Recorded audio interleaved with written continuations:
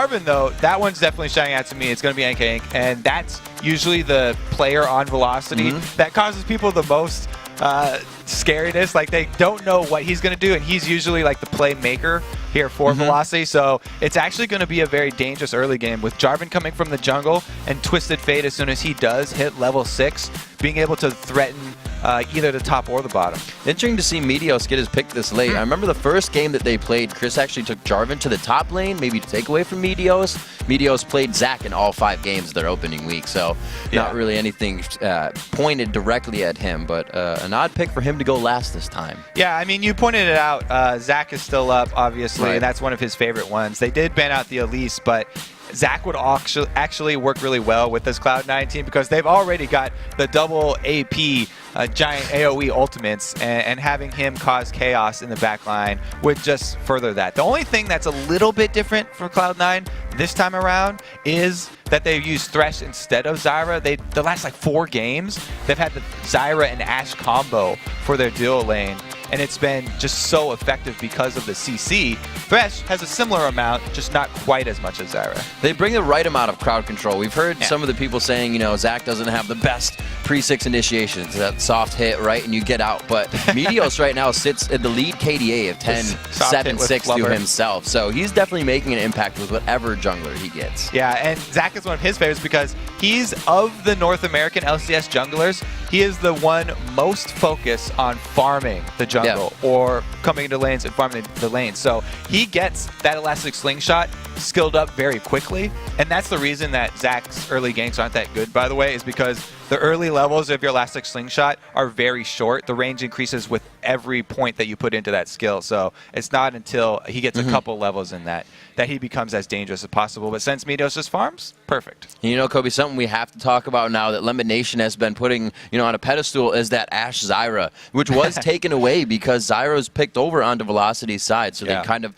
tried to disrupt what has really gotten that Velocity or Cloud9 train going these past few games. Maybe it'll work for that AD lane because Sneaky has been coming out very strong from the laning phase. Yeah, but because so much emphasis has been put on Zyra for Cloud9 in the past 5 games or whatever, 4 or 5 games, that sort of tricked Velocity, I guess, a little bit of focus into letting them have Thresh, which historically has been top 1-2 every single game for support. So I don't think that Cloud9 are too disappointed with the switch up of supports here. You know, one of my favorite things I always read when I was looking up stuff on the Korean teams is they try to play so they don't have any tendencies, because how hard is it to play against somebody you don't know what the tendencies are? But sometimes showing those tendencies over and over can give you that trick. You can trick people, right? It's a mind game. It's kind of like how, what was it, the Koreans talking about Kennen, weren't even planning on using him. They just tried to bait China into a ban Ambition's like, I like this guy. I think I'll learn it. So here we are. First game here into Week 7. Cloud9 versus Velocity. And these guys coming off of a Week 6 2-0 wins for both. So we'll see if they can keep that momentum going here. And game has begun in the Rift. So it's probably going to be Vile Rose in the long lane up top here. And we thinking that Sneaky is going to be going up there. So it'll be a 2-versus-1 lane, probably for both of them here, as we see mirrored blue invades just for ward coverage. You know, I have to think, though, Balls is such a strong top laner. He's so confident. Don't think he would be sad going up against Vile Rose. Pretty sure he'd be happy with that one, even though it is Renekton, who is one of the... He's a simpler top champion to play, and he's very strong, too. I think when you ask most of the top laners, they say, I want the 1v1 fight, especially like somebody like Nick Wu, who's like, I am a fighting person, like fighting game champion. So that's how you just want it, and most of them will say they want to be able to fight instead of just sit there in a 2v1. We'll see how they pan out on this. It looks like it will be Renekton going top side, and he's going to meet up with that Sneaky and Lemon Nation. So the 2v1s are engaged. Yeah, that was initially what I thought, but one of the main things that guarantees one of the switches for Cloud9 is those double side invades. They put the wards down to not only get vision of where the jungler is going and where the jungler is going to start, but that also lets you pick exactly the starting lanes that you want. So they were able to get that 2-versus-1 with Sneaky and Lemon Nation. Let's see what wards have actually been placed. A lot of focus put down on the safety of that Twisted Fate in middle, so Echo is looking to stay extra safe. A grab onto Vile Rose, some early harass there, and this is going to be, you know, history repeats itself for these 2v1 laners in the beginning. They don't get much of the first or second wave, but then they start getting help from the junglers. But with having balls on Rumble, I mean, as long as he's able to get that level 6, then they will have the potential to use that Rumble ultimate, especially since he's already in the bottom lane, to go for an early dragon. So what we could see in the early stages is if Sneaky and Lemonation can time their top tower push and back just in time for the ball's level 6, then they can transition very easily from a top tower kill into a dragon down on the bottom side of the map. NK Inc. presence a little early here towards the top lane, and he doesn't try to get over the wall. It looks like he's just making sure that he won't get countered as he gets up to this lane. So the safe 2v1 soak up, or 2v2 soak up, I should say. Yeah, we've already seen the difference in junglers there. Meteos is up 1 camp now. He's taken the Wolves small camp, whereas NK immediately rushing to his solo laner's aid. So Meteos, again, we'll pay attention as well, because we say it a lot, and we don't see him too much doing it. We just see it in the CS, that he takes more of the CS than most of the, you know, the AD carry being in lane and watch. So we'll see if he does soak that up. Right now, it's going to be him in the bottom lane. Jarvan going in, NK Inc. just trying to show some aggression and pressure them off of the turret.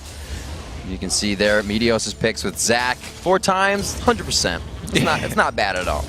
That's, you pretty much can't get better than that, Riv. 100% is as good as you can hope for, and they've got plenty of AoE down there to defend these waves. 2 versus 1. Wow, Lemon takes a whole bunch of harass. Lemon very low here. He's flashed a little late on that one to get the play as well. The first blood actually going to Vile Rose. Very different from the past. And Sneaky forced to flash as well. The Zyra combo definitely not being there this time. Yeah, a little overconfident here for the dual lane of Cloud9. It looks like being a little bit rusty on Thresh. You know, he got just a little bit too overconfident. He doesn't have the Stranglethorns or the Grasping Roots of Zyra for the immediate disengage that he could have landed onto both of them. And you've seen what Balls can do in the bottom lane by himself, as we see Echo very low in mana here, getting attacked. Balls now in a 2v2 situation, can't do anything. He was taking down Dyrus and Odd1 in a 2v1, so you can just see the disengage that Zyra does bring to a composition.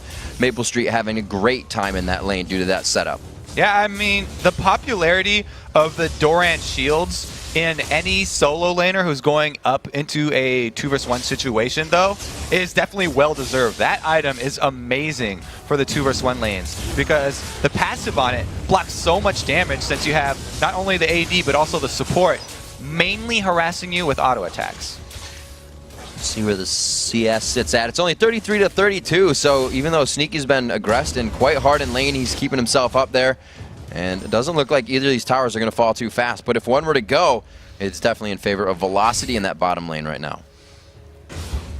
And it does look like they have the lead right now. So they are definitely pushing so that they can they can avoid that switch I was talking about where Sneaky and Lemonation finish up their turret and then come down to join a level 6 Rumble for a dragon fight. Because with these two compositions, the first dragon and a level 6 Rumble, it would definitely be in Cloud9's favor.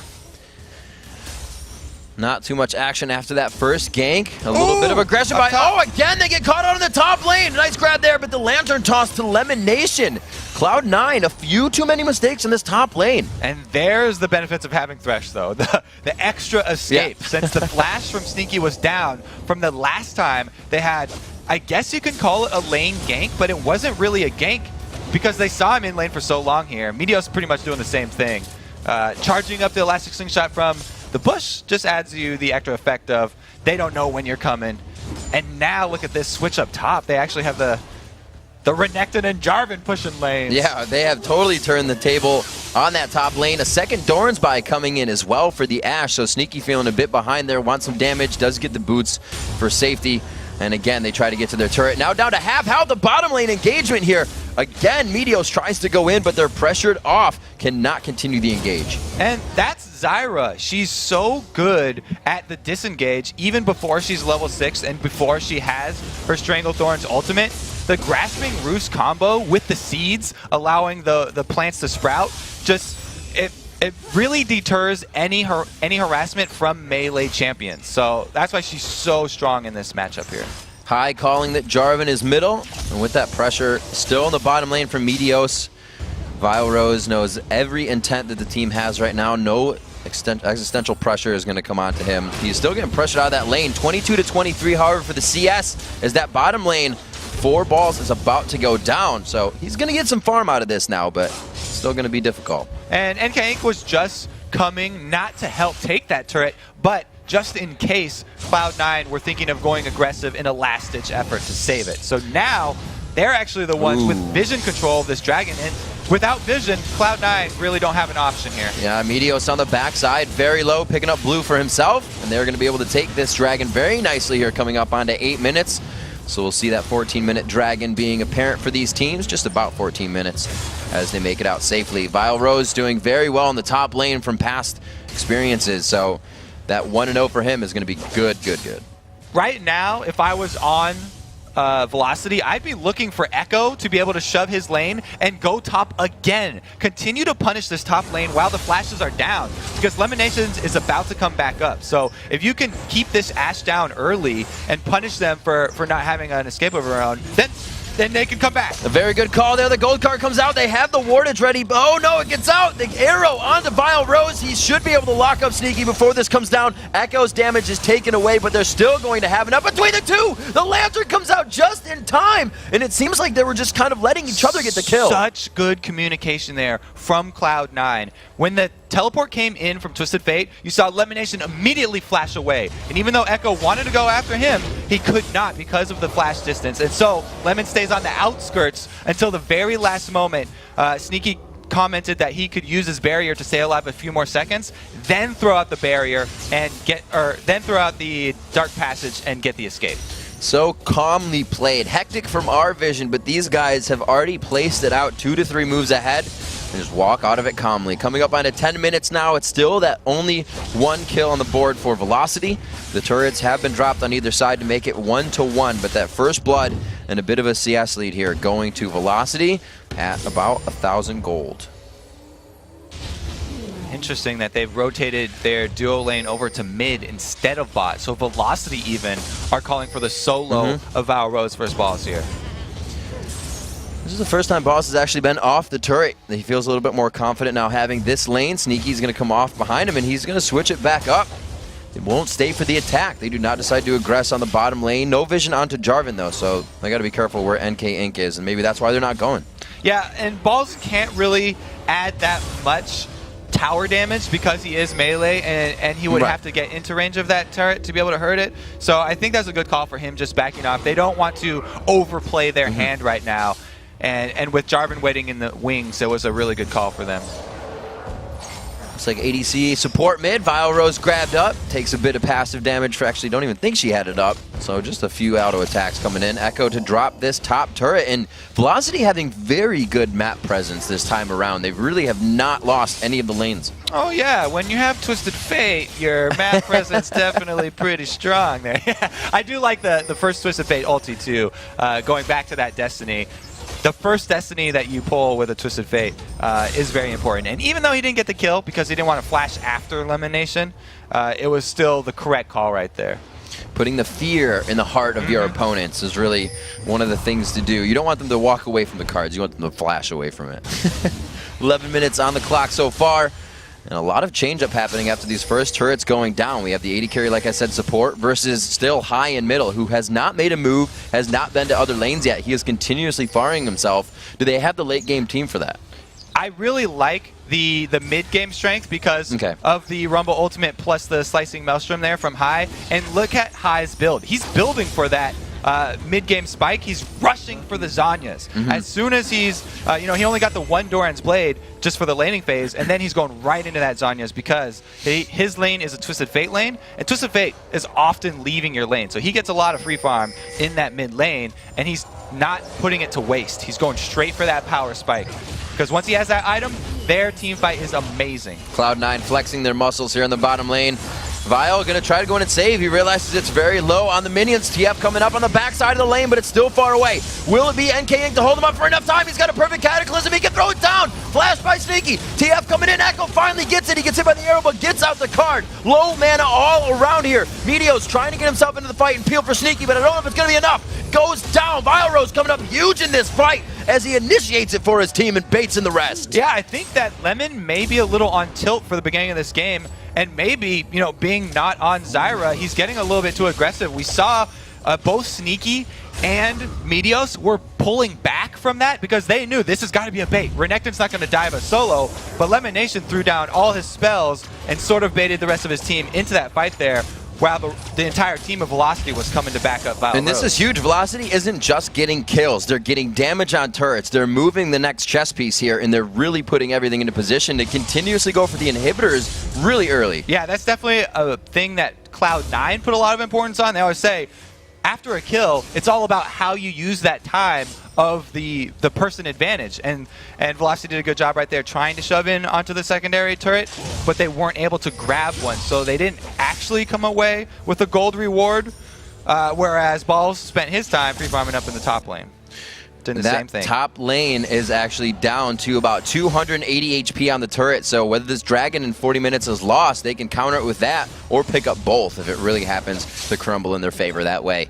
Almost to that dragon time of 14 minutes. The gold lead 2,000 now in favor of Velocity. I think this is actually pretty good timing for Velocity. They'd have Rumble shove one more lane up top and then make his way down towards that dragon, because they have a great dragon fighting team, like we said, with the two very strong AoE magic ultimates at this point in the game, when there is no Aegis of the Legion, there is no Bulwark, there's no AoE magic resistance for Velocity, and Cloud9 would love to be able to use those ultimates for a combo right now.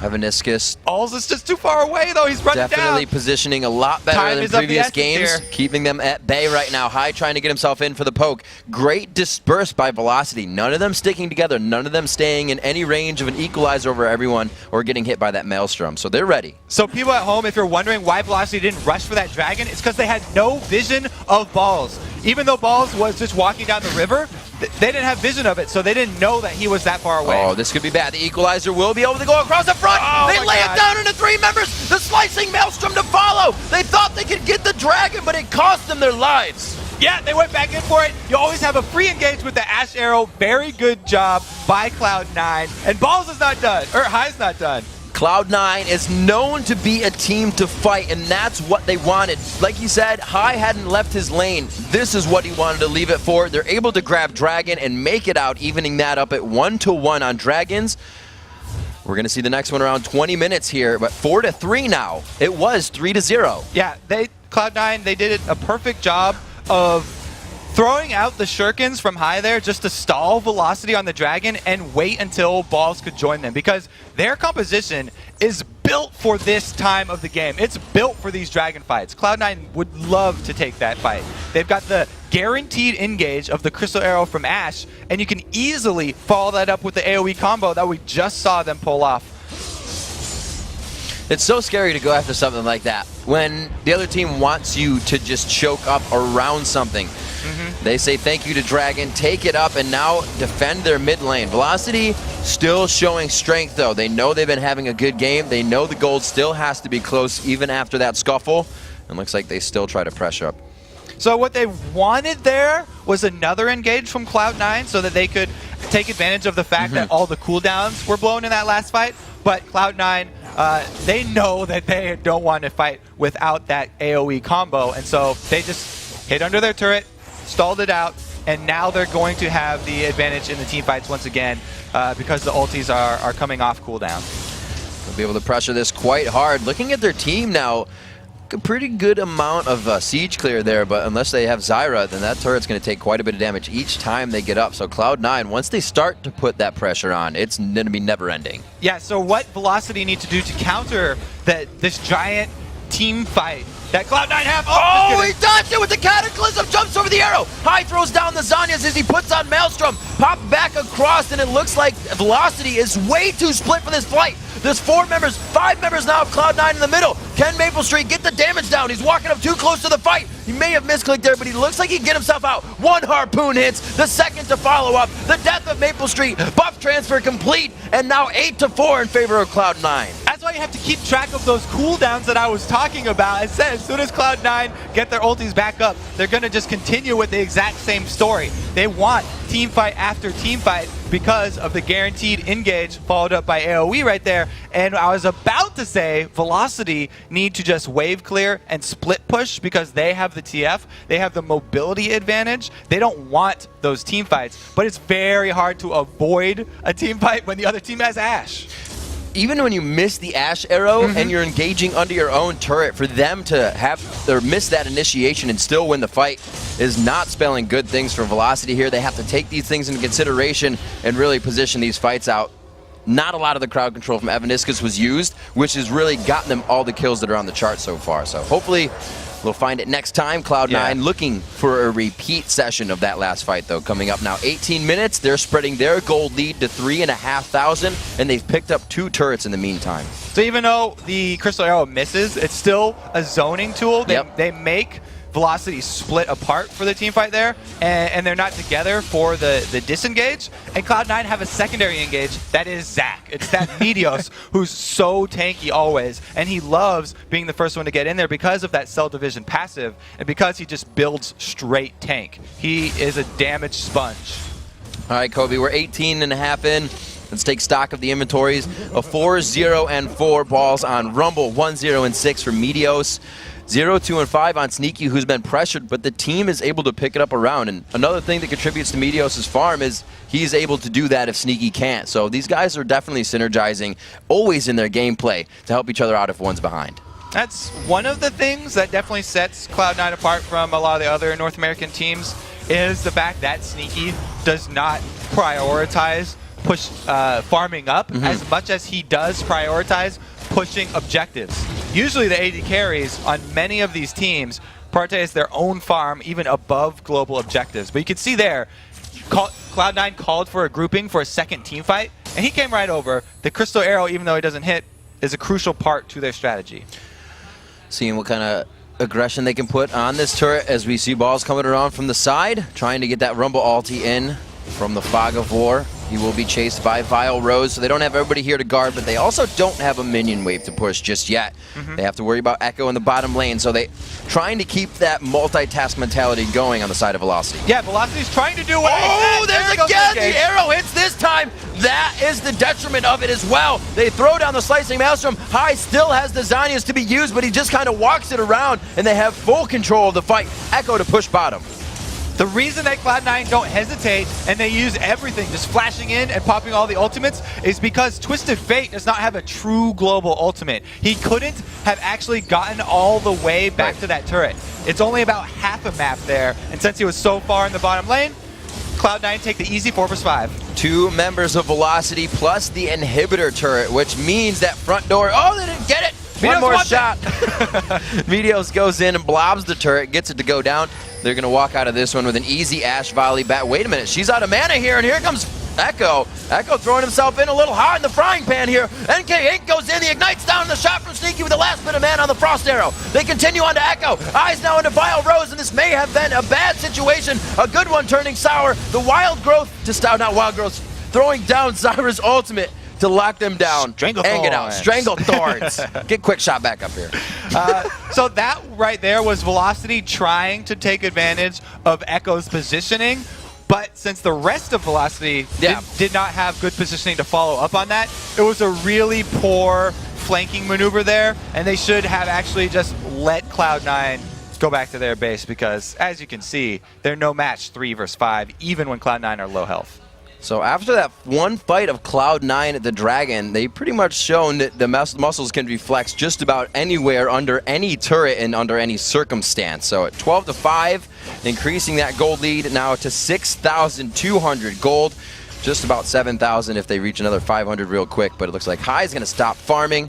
Maple Street will try to get himself in. Like we said, that CS is in his favor because of the way Sneaky plays, but that's not the impact damage. He's that AD caster, so he's looking for those cooldowns to get damage from afar in the fights. Sneaky's been just throwing out the damage and staying till his last bit of 100 HP. Exactly. When the rest of your team is so aggressive and all concentrated on diving velocity, and velocity have to be on the back foot, it frees up a normally unsafe AD carry in Ashe to be just continually firing and always getting off his auto attacks here. That's why it makes Sneaky's job a lot easier for him, because Cloud9 are running this full-in AoE composition.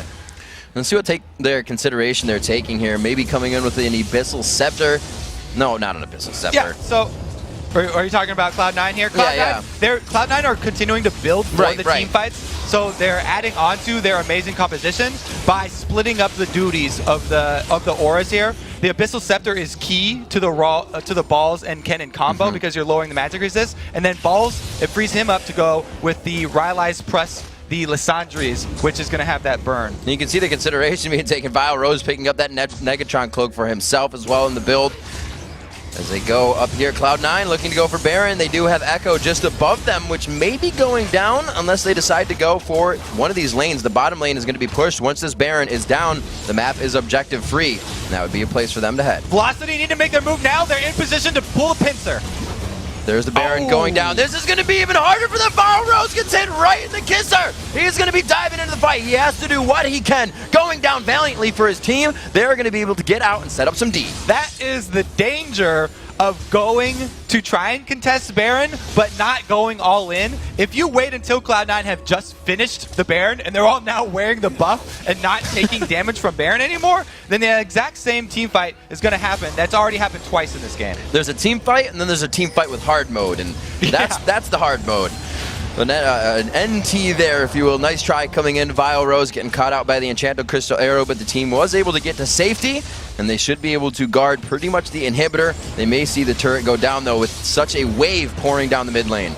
This Cloud9 fascination with Ashe reminds me so much of the very early Season 1, where the top AD carry, it was all about Ashe because of the Crystal Arrow, and everyone put so much value on that late game engage. But because of all the new AD carries that came out, she kind of fell behind. Oh, going in! The Cataclysm goes down, but it kind of locks up Meteos to just hit everybody inside of that, hurting themselves a little bit there. Echo throwing back on Elimination. He's hardly taking any damage. The turret getting tanked out easily, and they push Velocity back to the fountain. And it looks like they're not done. They're just going to take this inhibitor and roll on Nexus turrets. They have more coming down. They have a full wave, not super minions in the bottom lane, but they do have super minions to work within the mid. It looks like they are going to take a break here. The home guards could make things a little sticky, and they're not going to take that chance. Yeah, just kidding. Even though it is 5-on-3 with Baron buff, you've got 2 inhibitors down. Yeah. And there's nothing on the map for Velocity to take. So really, Velocity right now are just sitting on death row, waiting for the sentence to come through from Cloud9. Cloud9 coming back out of base. Full bore on this one. Not even really enough time in this game for third core items to come out. We do have the Ancient Golem onto the jungler with the Bulwark, or Meteos rather, with the Bulwark. There's 2. Abyssal Scepter, Zanya's, there's 2. Even on Velocity, they have those 2 items. But it's the fighting, again, from Cloud9 that's just so accurate and so on point every time that allows them to win. Even... well, they're not even, but even under the circumstances. It's definitely not only the gold advantage that's allowed Cloud9 to buy all those items, but also the core composition that's all focused around this team fighting that really leaves Velocity with nowhere else to go. They can have Twisted Fate holding super minion waves, but he can't even split push at this point. He has to stay close enough to be able to Destiny to the rest of his team, or else they just have no hope. See what they can do to clear these waves out. Evaniscus trying to keep vision on them so they don't get engaged in some unorthodox way. Lemonation looking to make that happen himself. We'll see how this wave clear goes. There's not enough there. They decide to go on the first wave that was there. The turret not even taking damage. NK Inc. can't even get out. Tries the Cataclysm to put down the last bit of DPS, but it's not going to happen. Double kill for High as they turn their eyes to the Nexus turret, or the inhibitor turrets, and maybe the Nexus turrets. Very nice Crystal Arrow there.